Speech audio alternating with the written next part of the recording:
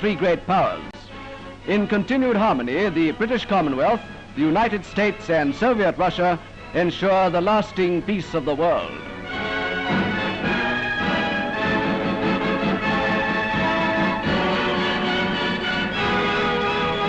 Plenty of concerned people outside the organized protest movements come to that, question our ownership of weapons which, if ever used, could spell the end of civilization. I share their concern. We should stay and not have no bombs. I would like Britain to stay out. In 1945, Soviet troops linked with ours in Germany, and the war in Europe was won. For the West, the first priority then was to get men out of uniform. Inside 12 months, Western forces in Europe had shrunk by 4/5.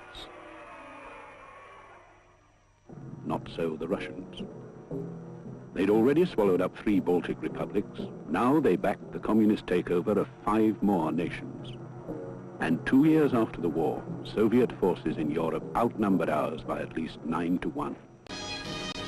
In June 1948, all road and rail communications between the Allied zones and the western sectors of Berlin were closed by the Russians. By the 28th of June, the only way into Berlin was by air, and the first RAF aircraft started this colossal undertaking.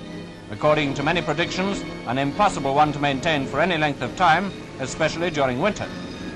Then they tried to starve us out of our rightful sectors of West Berlin, and only a massive Allied airlift of essential supplies saved the city from being swallowed whole. 1956, and the Hungarians rose to demand their freedom. Russia replied with tanks in the streets. Even if leader Dubček and his comrades wished to slow down the pace of the revolution, either by choice or because of outside pressure and intimidation, it's unlikely that the people would allow it. Please release me, let me go. I don't love you anymore. This number hasn't become popular here by accident. Said the band leader, you can say it's symbolic of what we would like to say to Moscow. 1968, and Czechoslovakia dared to demonstrate for independence. Soviet armor rolled in again. And recently it was Poland's turn to feel the weight of Russian pressure. By the early 60s, the Soviet Union had seen how many of her German subjects were voting with their feet and migrating westwards. So she sealed the border with wire and minefields and built the infamous Berlin Wall. But still, the escapers kept coming.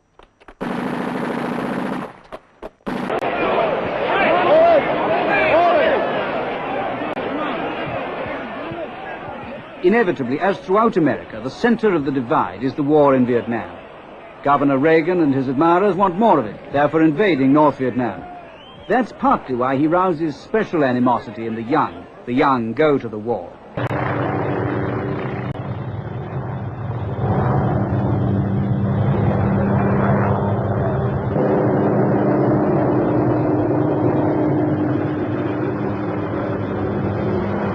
Set up right in this area, knowing that there were at least 2 people in this particular bunker.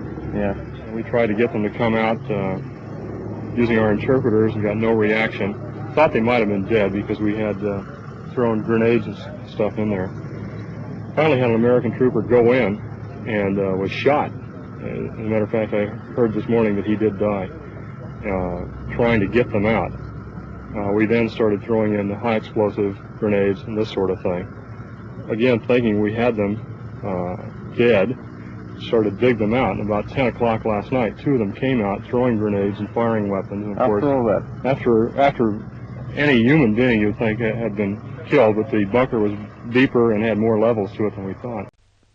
To do the maximum damage by blast, an atomic bomb should be airburst.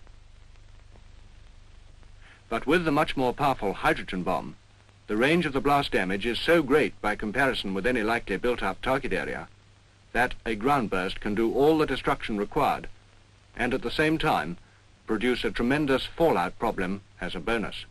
Therefore, this more powerful type of bomb is more likely to be burst on or near the ground than in the air. We know, for example, The Japanese fishermen received serious doses of gamma radiation from fallout after an American test when they were about 70 miles downwind from the explosion.